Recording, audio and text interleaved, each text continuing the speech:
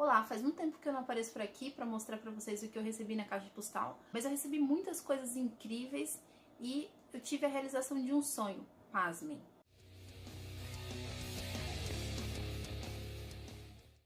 Alexa, toque músicas da Liane La Havas. Tocando músicas de Liane La Havas da conta do Spotify.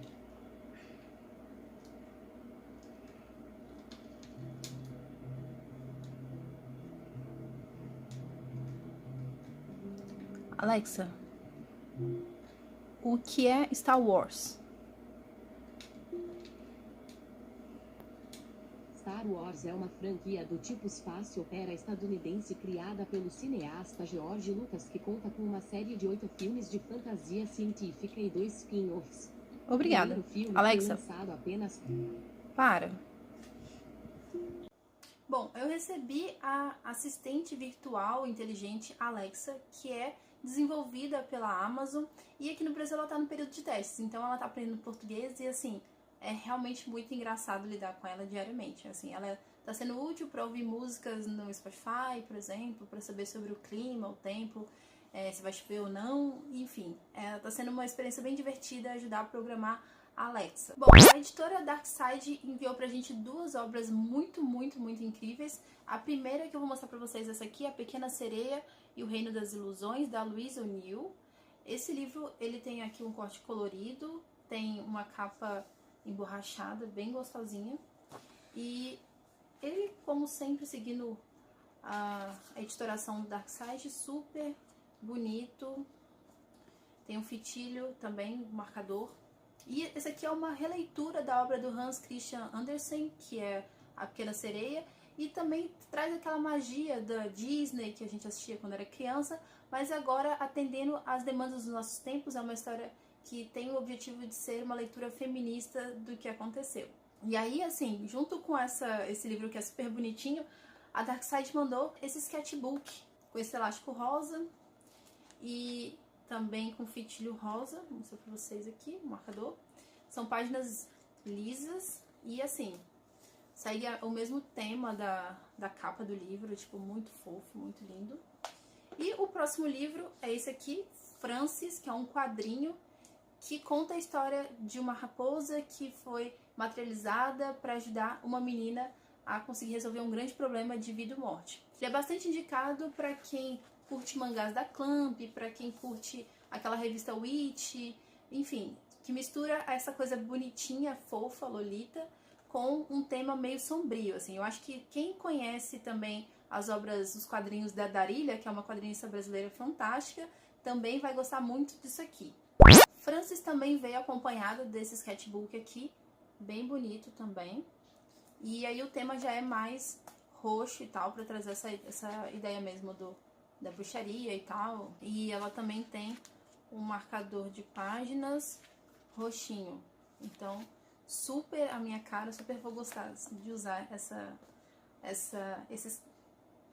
sketchbook. Eu recebi da editora Panini também um quadrinho pelo qual eu aguardei a vida inteira, assim, que é A Turma da Mônica. Essa é a edição 45 de 2019 e conta com a presença dessa personagem aqui, que é a Milena, uma nova personagem que foi morar na Rua do Limoeiro, e ela vai conhecer a Magali, a Mônica, e vai de cara se identificar com essas personagens, assim. Ela vai passar por uma aventura bem bacana. O roteiro dessa história, ele é do Rafael Calça, que é o mesmo autor de Jeremias, né, da Graphic MSP. Então, assim, é uma história super divertida, sensível, e uma coisa que eu gostei bastante é que o fato da personagem ser negra não é um problema, não é algo que vai transformar a vida dela em racismo, etc. É uma história divertida da Turma da Mônica como qualquer outra, sabe? E, assim, pra completar, fazia sei lá, muitos anos que eu não lia um quadrinho da Turma da Mônica e eu me diverti muito, eu dei muitas risadas, principalmente as histórias que tem o roteiro da Rebeca Prado. Eu gostei muito mesmo. Lembrei de quanto eu achava engraçado quando era criança as histórias que tem alguma referência da cultura pop, mas que tem que mudar o nome, assim, tipo, e vira uma grande piada, isso, enfim. Eu gostei muito de revisitar mesmo Essa aqui que foi meio que o início, a porta de entrada pro mundo dos quadrinhos e para eu ser uma leitora como hoje, ter, sei lá, feito uma dissertação sobre quadrinhos. A Turma da Mônica é a grande base de tudo isso que, enfim, que é meu gosto por quadrinho hoje em dia. Então, estar nesse quadrinho, tipo, ver uma personagem que parece comigo, de certa maneira, finalmente, assim, foi uma coisa que me deixou bastante feliz mesmo. Essa aqui é a coletânea Afrofuturismo, que é organizada pelo Juno Senna, e que foi a pessoa que me enviou esse livro. Eu estou muito feliz mesmo com a oportunidade de poder ler. É uma coletânea com 7 autores, são 7 contos afrofuturistas que vão discutir questões políticas do passado e do presente da população negra, assim, pensando exatamente numa alternativa, né? Exatamente como a teoria afrofuturista, tipo, propõe, né?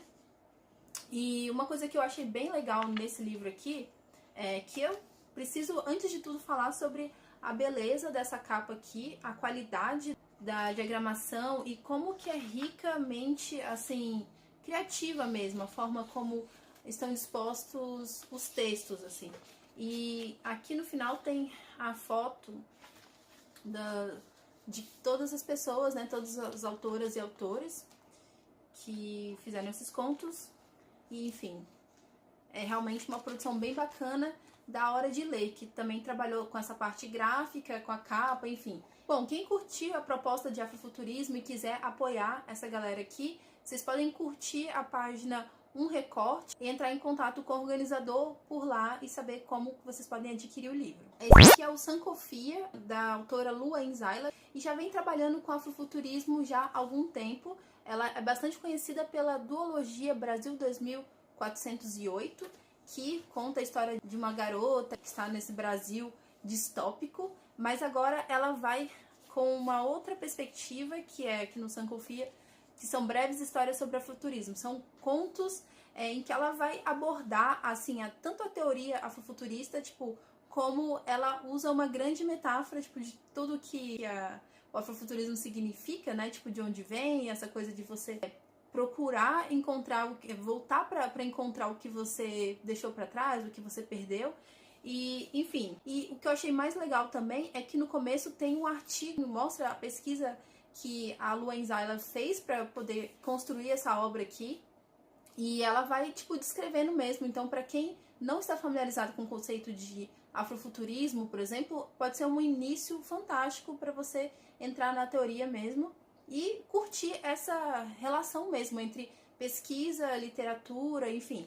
Isso eu achei muito bacana, assim como também, e veio com um marcador super bonito também, que é a questão da Lua Enzailer, tipo, juntar essa formação dela como artista visual. Então a gente vai ver toda essa arte aqui e os prints, né, dentro do livro também, os outros prints que vieram junto, como esses aqui,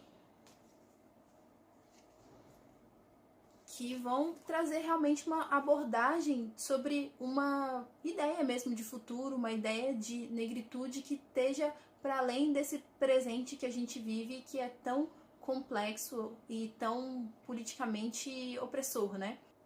A editora Malê enviou pra gente O Crime do Cais do Volongo, que é da Eliana Alves Cruz. Ela fez uma grande pesquisa, né, para ser o pano de fundo desse romance, e nele a gente vai ter como ponto de partida o assassinato de um comerciante branco, e aí a gente vai saber mesmo como que foi a fundação do Rio de Janeiro, assim, toda a violência, todo o sofrimento, e que é uma linha temporal que une ao presente, assim, tipo, toda esse sofrimento, essa violência para com a população negra, enfim.